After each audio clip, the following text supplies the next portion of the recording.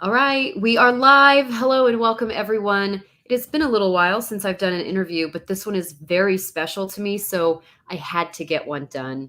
I want to welcome Elizabeth Peace, Mrs. California, and I want to talk to Elizabeth today a little bit about her background. She is a Navy veteran, a Marine Corps spouse. She's a civil servant. She's a business owner, and she's already amazing enough, anyways, without having the title of Mrs. California. So, Elizabeth, if you don't mind just taking a moment, tell us a little bit about your background, and then we'll jump right into Yeah. talking about your victory. Yeah. Hey, thanks for having me. I don't think people know that you and I have known each other for a little over a year. But we haven't gotten to talk in a while. So I'm excited to be here and to have this conversation. I will say I worked for the Navy as a civilian, but I served in the Air Force, but I'm married to a Marine. And so that is an interesting thing in my household to have that conversation about the Air Force or the Navy, or now I work for the Department of the Interior. So, we have these very fun conversations at home where he likes to give me a really hard time and tease me because he's a Marine and that's what they do. But I was a journalist for a long time, and now I do. I help people on the side when I'm not working. I help them with PR and being on TV and getting their story out there, which is why I decided to sign up for Mrs. California, was as a way to get my story out there and to help other military families like ours. You're also a huge fan of the Army, just in case you didn't know that. Oh yes, let's. I worked for the Army for a couple of years, which is why she's saying that. No, actually, I really, That's right. really enjoyed my time working for the Army. The only thing we have not done at this point is Coast Guard, and I mean, obviously not DoD. So people say it doesn't count, Mhm. but I could never do the Coast Guard because I can't swim. So you know Or Space that was Force. Have always you an done out. anything for Space Force? Well, I feel like Space Force counts as part of the Air Force anyway, so it's the same thing. I was just at Vandenberg, and so I got to watch Landsat. I always say that wrong. I got to watch Landsat launch from Vandenberg Space Force Base, which was really cool. So That is cool. that was cool. I was there for a minute.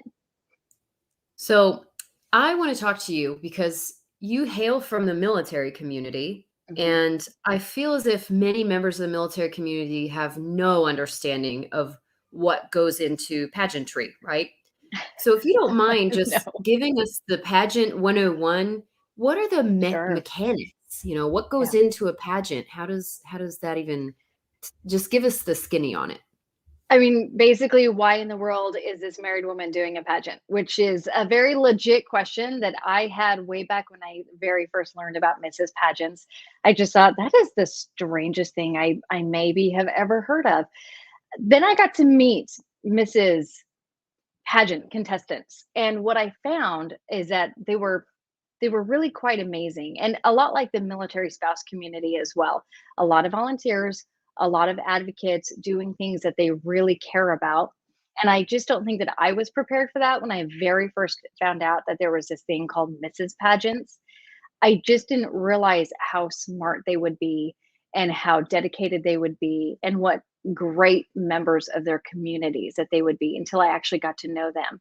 And it was around 2014 that I met Mrs. World. She had been Mrs. Idaho, and then she competed at Mrs. America, and then she went on to Mrs. World and she won Mrs. World. And her platform and her whole reason for competing was to talk about preventing child sexual abuse, which I'm sure we'll talk about in a few minutes. And as I got to know her, I saw what the title of Mrs. World did for her as an advocate. And that looked really interesting to me. And also, I really now enjoy wearing evening gowns. And I think the crown is really pretty. So that part's just kind of like icing on the cake. But it was really cool to just be able to meet these women and see how much the pageant world helped them to be able to push forward the things that they cared so much about. And this is one thing I am pretty unfamiliar with pageantry, right? So I Yeah. competed in my Mrs. High School pageant. That's the extent of it. It's not quite the same Mhm. thing. So there is evening gown. There's modeling. You do evening gown. You do bikini, I believe, or swimwear. You do a Oh, well, talent, thank and you heavens. do an Oh, interview.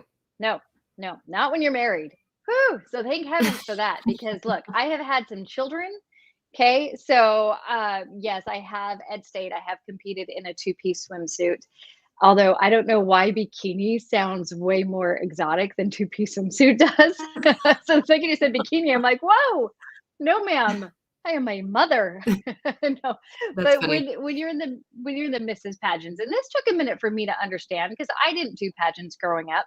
To me, pageants were, for the really pretty popular girls in high school, and that was never going to be me.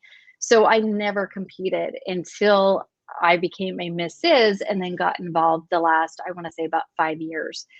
But we have interview, and that's usually a one-on-one or a panel interview with the judges for anywhere from 4 to 6 minutes, depending on the pageant system. And then you do swimsuit for the Mrs. America. It's a one piece. Not upset about that. And then you do evening gown, which is really fun, except that my shoes in my evening gown are 6.5 inches tall. So that took some practice because I am short. That took a lot of practice.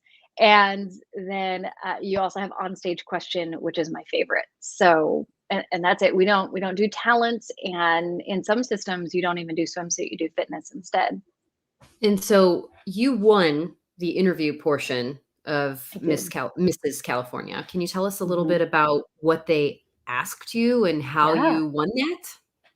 Yeah, so it was really hard for me, and it's really interesting as a former journalist and now being in public affairs and working for the government this day that at some point interview was hard, but it was hard because it's not like a job interview, which is probably what most people think of as a job interview, where you're just coming in and you're just trying to tell them exactly, here's a problem I solved, and here's how I solved it, and here's how it made the company better.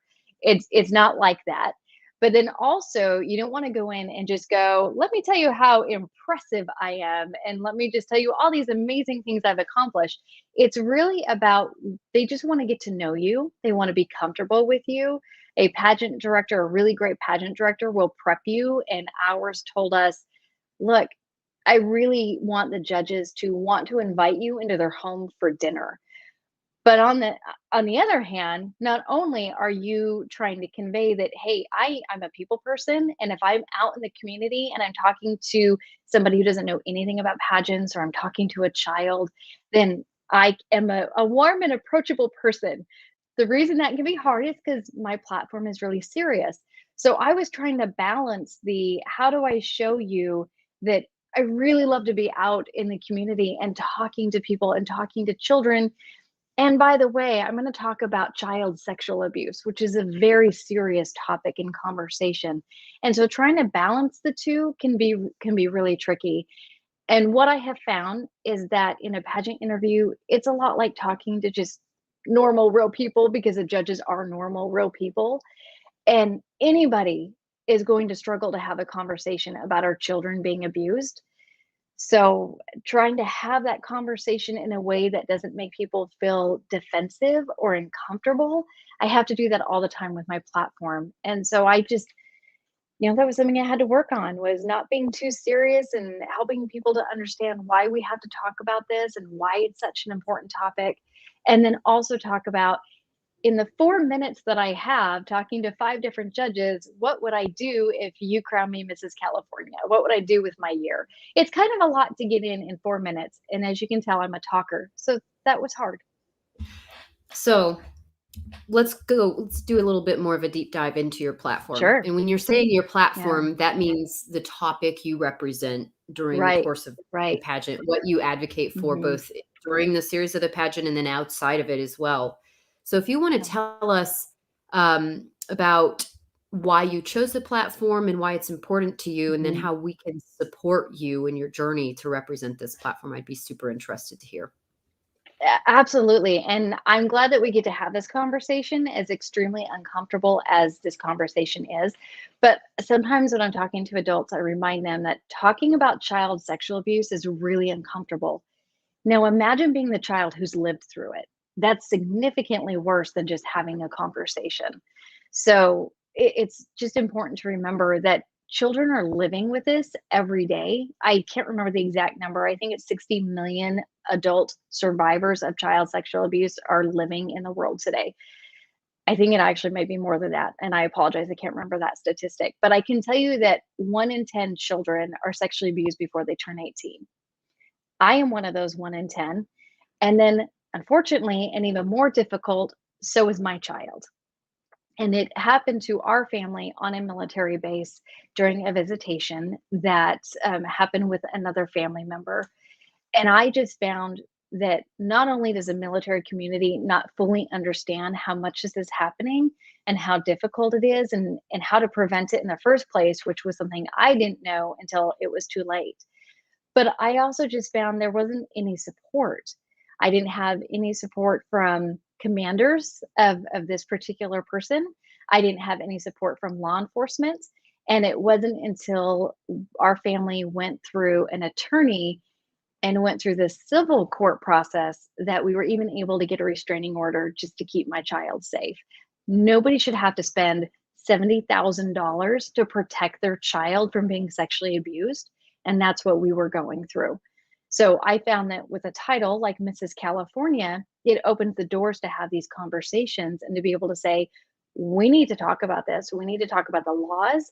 We need to talk about advocacy. And we need to help military families understand how prevalent this is on military bases so that we can get it to stop and we can protect our kids.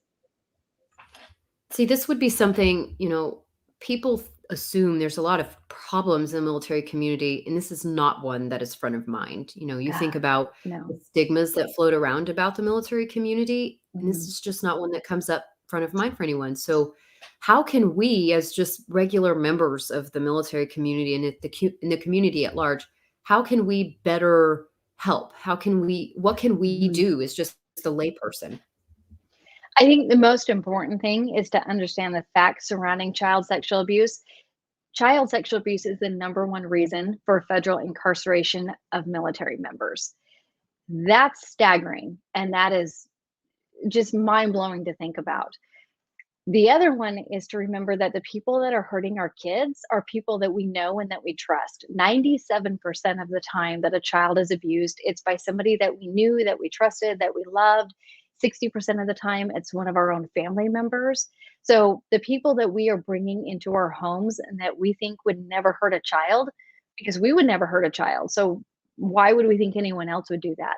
Understanding how much that is happening is such an important way forward for preventing it in the first place. The next is that I am trying really hard, and I got to be honest, it's a painful process that we've been doing for the last couple of years, and sometimes I just feel like we're never going to make any headway, but trying really hard to get any of our lawmakers to help make it mandatory that child sexual abuse prevention training is taught in military communities. We love our military. My husband is still active duty. I loved working for the military. I loved being in the military. I live on a military base right now. I am not anti military at all. I think our military is wonderful. I also think that our military families need to know that this is happening and it's happening a lot. And when it does happen, it's not being prosecuted very often, but also it's preventable. I didn't know how preventable it was. So I took the training so that I could teach the child sexual abuse prevention classes. And now I am working on a database of military families and spouses that are willing to also take the training. Because the more we're willing to go give the training into our military communities and to families, then the more that we'll be able to protect our kids. And just as a parent, I have young children, right? Mhm. What can we do to better protect our own families? Well, aside from taking the training, which is always going to be the one thing I'm going to tell every adult to do is you've got to take the training. It's 2 hours. It is the best 2 hours you will ever spend as a parent or as a grandparent or a niece or an uncle or a teacher. The best 2 hours ever. But what I also found is that because it's sometimes family members that are hurting our children, unfortunately, we also have to prepare our kids, which I hate to even say because protecting children is an adult responsibility. But since we have adults that are hurting kids, My husband and I created the Sergeant Bart coloring book. I will show you because I happen to have Here, it with let's make me. you. I am a big fan of military working dogs. And so we created our mascot, Sergeant Bark, which is a little golden retriever. And we created these coloring books for kids. It's very age appropriate. So it just talks about body boundaries. And it's so that adults can have a conversation with a child and say, let's talk about this together. Like, I don't just hand these to kids and have that conversation for you. I think that parents need to have that conversation with their child. But it goes through ways that kids can know this is how we protect our bodies. And the big one in that is just knowing body boundaries, telling your children wherever a swimsuit covers your body, no one else should be touching. And then you can have the conversation, except with a doctor, only when mom or dad are present. But children should not be touching other children where the swimsuit covers. And if somebody does touch them where their swimsuit covers, it talks about what to do.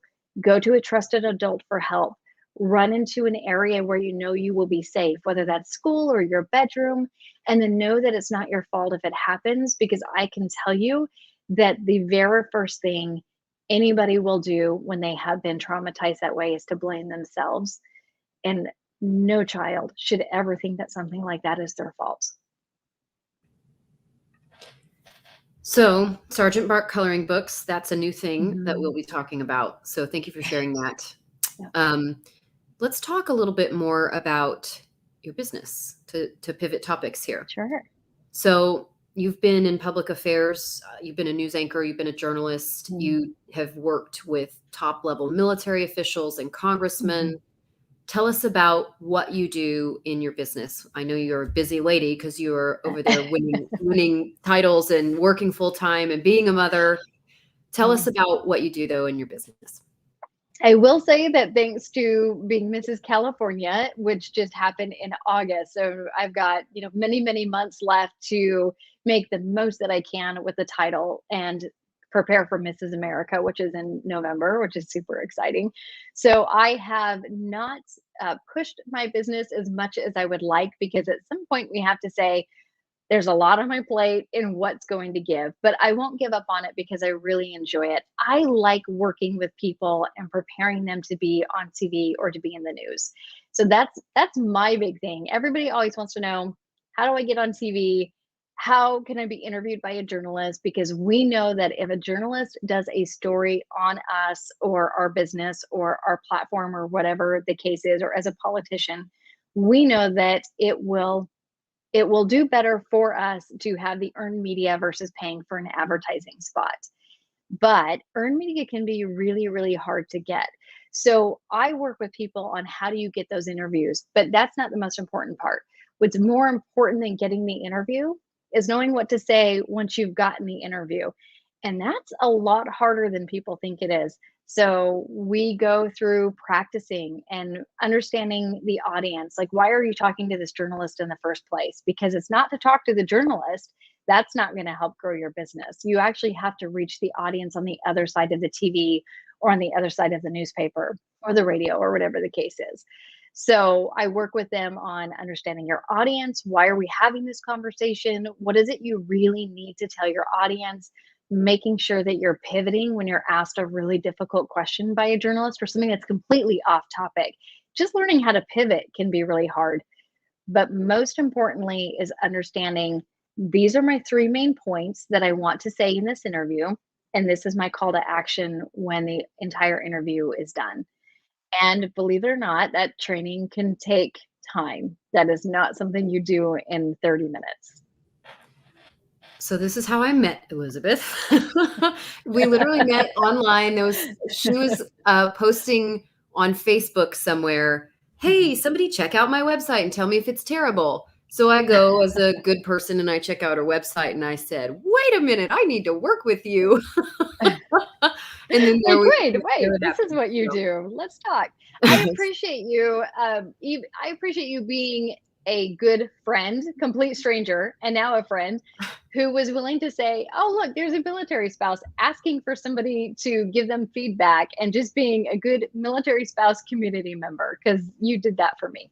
Well, and I worked with you, and you're amazing at Thank coaching you. and training and teaching people like me how not to sound like an idiot when I do an interview. So, it's you really do an amazing job, and I'm so proud Thank to you. have kind of worked with you. And this was before anybody knew she was going to be Mrs. California, just in case you wondered about that. So, kind of our last thing before we wrap up here, Mhm. you are competing here in a month and a half or Mhm. so for the title of Yeah. Mrs. America.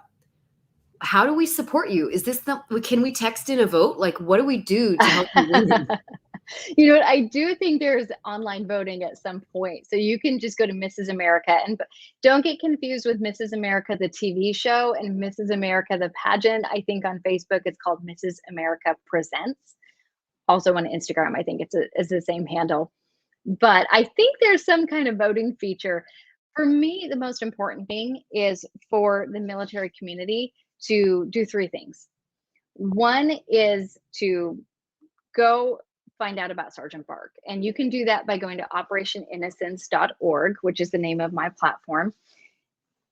Just reach out. Tell me you want a coloring book. I'm about to order several hundred more because I got a school district in New York that asked for a bunch of them, which is awesome. So I got to order more anyway. Tell me you want a coloring book. I'll send you a coloring book. I send them for free.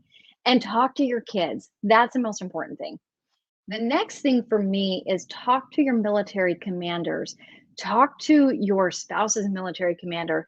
Find out how you or your spouse can take the prevention training because it's like I said, it's 2 hours. It's the most important thing you'll do in 2 hours, but it's only 2 hours and we can get you the training. It is not a training I developed, it is an evidence based training that has been around for a couple of decades and they update it every so often when it needs to be updated.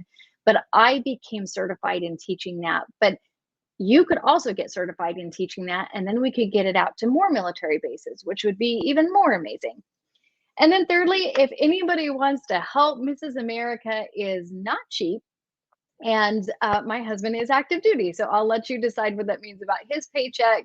And I'm a civil servant. So I'll let people come to their own decisions about what that means paycheck wise.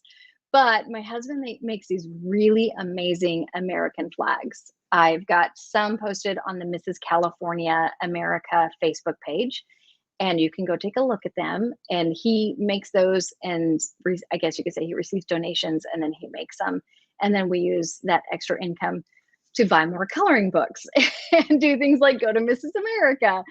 So if anybody wants an American flag, Jamie, I don't know if you've seen the American flag that I have above my couch. It's legit. It's the most amazing woodwork ever. It's not cheap. It doesn't look cheap, and it's beautiful. So if anybody wants one, they can help us that way too. And Jamie, you know what? You asked me a question earlier, and I didn't even answer. Like that's how great I'm doing. You would think that as a media trainer, I do a better job, right? So I'm going to answer it. Just in case you're probably like, you're on mute, by the way. I, I've been I on saw mute your this mouth whole time. move. I was laughing and all the things. It's okay because I saw your face. I'm like, do I tell her she's on mute? I'm sorry. You asked me, what do the judges ask in interview? And I didn't even answer that question. I should have answered that question. But back to that very, very first beginning question. So here we've had this, real serious conversation about protecting kids. And what I want to do is Mrs. California. And then I'll kid you not, one of my favorite questions I got asked by a judge for a pageant interview was, tell me what a Norwegian fontiman is. So that just goes to show that you never know what they're going to ask you, and sometimes it's going to be serious. Like I had a judge say, if you were to win the crown tonight, what would you do? And I was like, well, first off, I'm going to have gummy worms and Twizzlers because that's like number one most important thing. But then I talked about my platform and what would I do as Mrs. California. But then they said, tell us one thing about you that's not on your pageant paperwork. And I talked about how I almost dropped out of high school because as a survivor of child sexual abuse, I really thought my life meant absolutely nothing. I didn't think I'd end up being a mom and have the career that I do and be married to this really good looking Marine. I didn't think any of that was possible for me. And then they asked me about Norwegian fontimans. So I just want you to know that you should be prepared for anything. I am an expert Fontimon maker, and they are delicious, by the way, if anybody was wondering. They're amazing. Just I ask didn't me even around know Christmas time. what it was. So Oh, I'm glad no, that you most knew people what it don't, and was. that's fine. Well, and that Well, it was like, I "What did mean, you answer, Elizabeth?" Because nobody knows what that yeah. is, but you knew because you make them.